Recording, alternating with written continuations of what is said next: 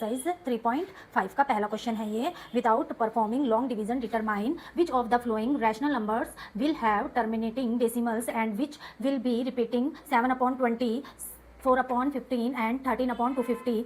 Then check your answer by explicitly performing the long division and expressing these rational numbers as division. ये हमें question कह रहा है कि हमें लॉन्ग डिवीजन किए बिना बताना है हमें 7/20, 4/15 और 13/250 टर्मिनेटिंग होगा या रिपीटिंग होगा, ये हमें बताना है टर्मिनेटिंग है या रिपीटिंग है। और हमें चेक भी करना है इसका आंसर कि डिवाइड करके दशमलव में निकालना है, इसका चेक करना है आंसर डेसिमल्स में निकालना है हमें डिवाइड करके। तो अगर हमारा डिनोमिनेटर के प्राइम फैक्टर 2 और 5 हो तो टर्मिनेटिंग है, वरना रिपीटिंग है।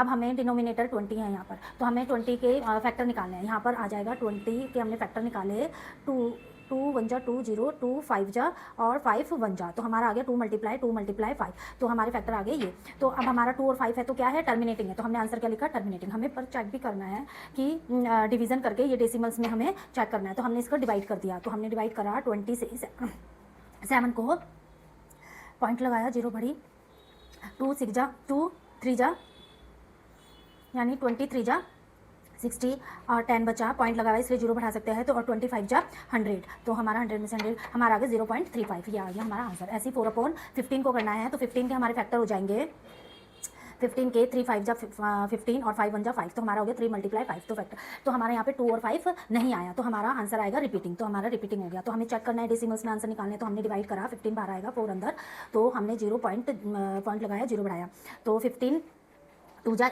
30 और 10 बचा, तो पॉइंट लगा हुआ है 0 बढ़ा देंगे, और 15 6 जा 90 में से गया 10, तो हमारा दोबारा से ऐसे 6 आता रहेगा, तो हमारा ये आ गया 0.2666।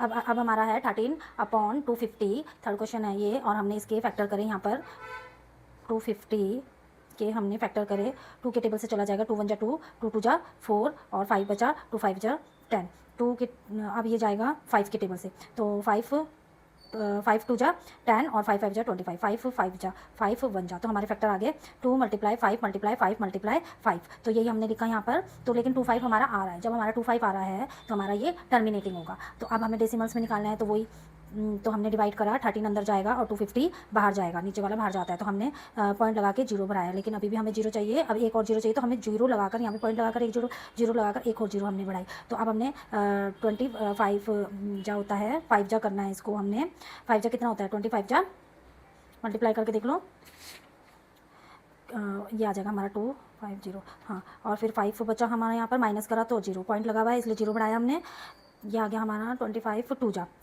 500, तो हमारा आंसर आ गया 0.052, तो यही आ रहा है तो डेसिमल्स में।